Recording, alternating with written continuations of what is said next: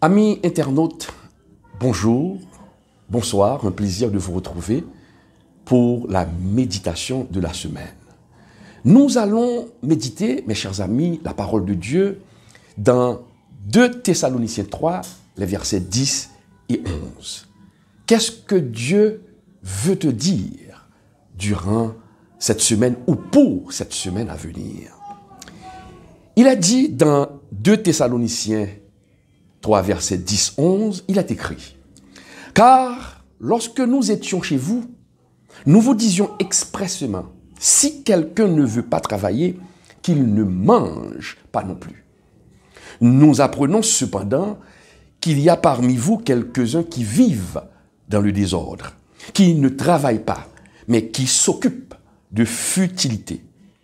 Nous invitons ces gens-là et nous les exhortons par le Seigneur Jésus-Christ à manger leur propre pain en travaillant paisiblement. » Mes chers amis, Dieu ne change pas. Dieu est le même hier, aujourd'hui et éternellement. Il a inspiré à Paul ce passage pour dénoncer la paresse au sein de l'Église. À l'époque de Paul, à l'Église Thessalonique, il y avait beaucoup de paresseux. Il y avait beaucoup de gens qui refusaient de travailler, qui s'occupaient de futilité. Et ces gens-là, c'étaient des chrétiens. Dieu voyait leur cœur, leur disposition, la disposition de leur cœur, en refusant de travailler. Et c'est la raison pour laquelle Dieu a dit à Paul de leur dire, Dieu a inspiré à Paul de leur dire, si quelqu'un ne veut pas travailler, qu'il ne mange pas non plus.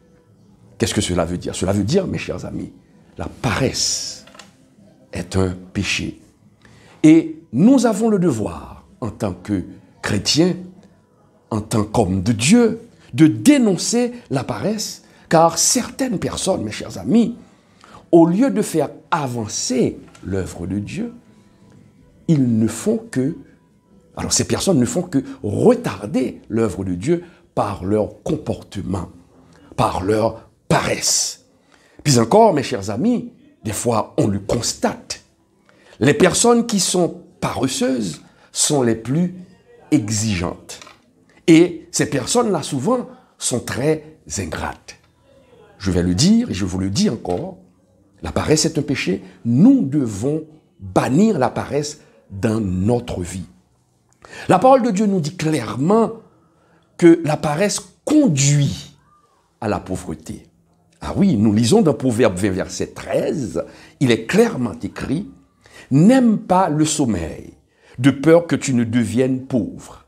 Ouvre les yeux, tu seras rassasié de pain. » Il est encore écrit dans Proverbe 12, verset 17, « Le paresseux rôtit son gibier, ou ne rôtit pas son gibier, excusez-moi, mais le précieux trésor d'un homme, c'est l'activité. » En effet, mes chers amis, pour subvenir à nos besoins, nous devons travailler.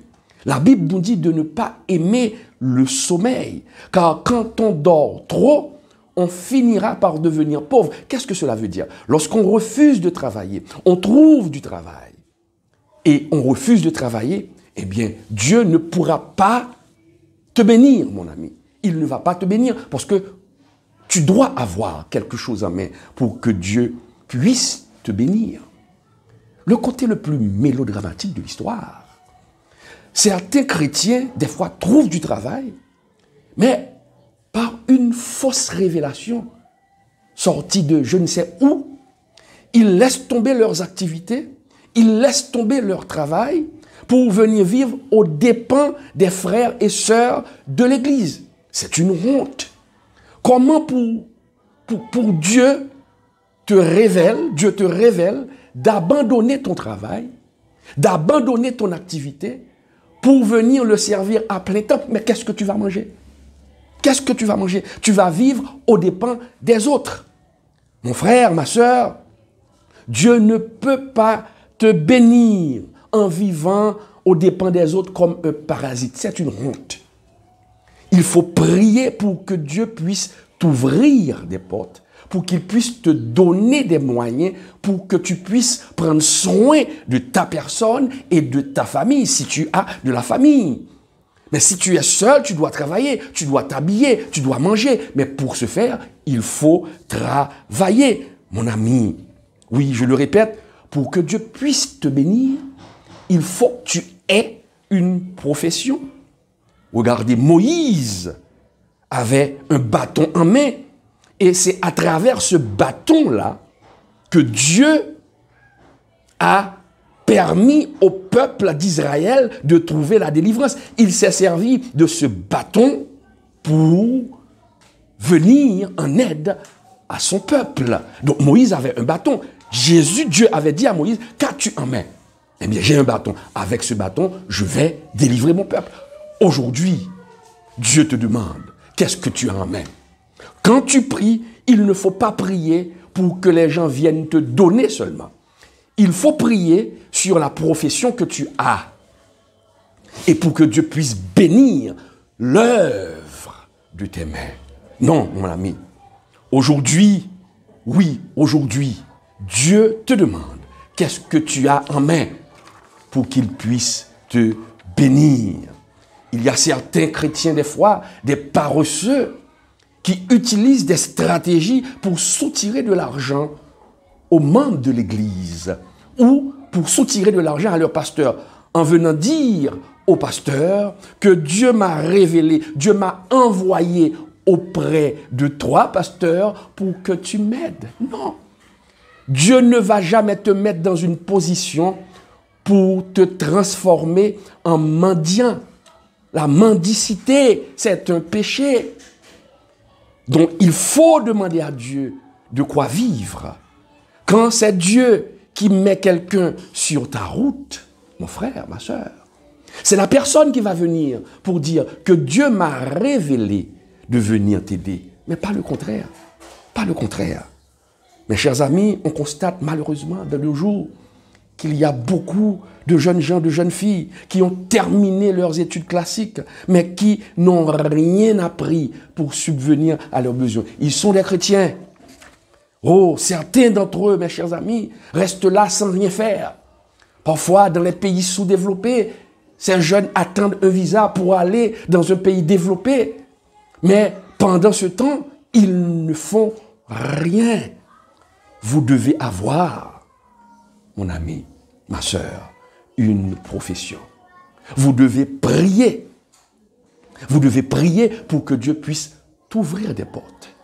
C'est ce que Dieu voulait te dire. Cesse d'être paresseux. Demande à Dieu de te bénir. Peut-être tu es en train de me regarder, tu me dis, bon, je n'ai pas de profession, je ne sais rien faire. Mais demande à Dieu de te donner peut-être une camionnette, une voiture. Tu feras le taxi. Ce n'est pas une honte de travailler. C'est une honte de mendier son pain. C'est une honte de solliciter l'aide chaque jour d'une personne. La personne va se fatiguer. Mais demandez à Dieu de me donner une voiture. Je ferai un taxi, je ferai le taxi. Demandez à Dieu de te donner une moto. Tu deviendras un taxi moto en attendant que Dieu t'ouvre des portes. Et tu vas prier Dieu pour ce que tu as en main. Demande à Dieu de te donner une somme d'argent pour que tu puisses ouvrir une commerce. Dieu est capable. Mais Dieu ne veut pas que tu sois un mendiant. Non, vous ne devez pas être un mendiant. Mon frère, ma soeur, je te donne ce conseil. Prie pour que Dieu puisse te donner quelque chose et à travers cette chose, Dieu va te bénir. Dieu, c'est un Dieu fidèle. Il est fidèle et il veut toujours délivrer ses enfants. Mais il faut savoir comment demander à Dieu la délivrance.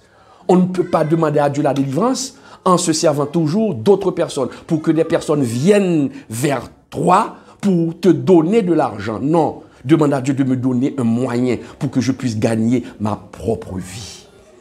Cessez d'être un paresseux.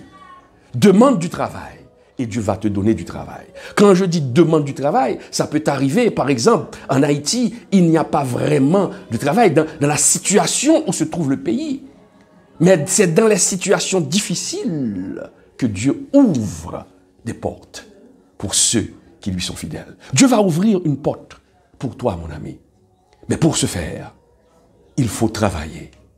Il faut demander à Dieu quelque chose. Moïse avait un bâton en main. Qu'est-ce que tu as en main? Tu as la craie, tu es professeur, demande à Dieu d'ouvrir des portes. Moi, je suis pasteur. Je suis pasteur, mais je suis également un professeur. Dieu me bénit à travers les formations que je fais. Je forme beaucoup de gens. J'ai formé beaucoup de gens. Donc, à travers mes formations, à travers les formations que je donne aux jeunes, Dieu me bénit. Dieu peut appeler quelqu'un à plein temps, mais à plein temps, c'est graduellement. C'est pas subitement, c'est pas spontanément que Dieu va appeler quelqu'un à plein temps, c'est graduellement. Et même quand on est à plein temps, vous devez travailler, car Paul était faiseur de tentes. Il a donné l'exemple. Je suis pasteur, mais je suis professeur. Et quand je prie, je dis à Dieu, ouvre-moi des portes, donne-moi des formations, permets que je trouve des contrats pour que je puisse subvenir aux besoins de ma famille. Et Dieu répond toujours à mes prières parce que j'ai un bâton à main.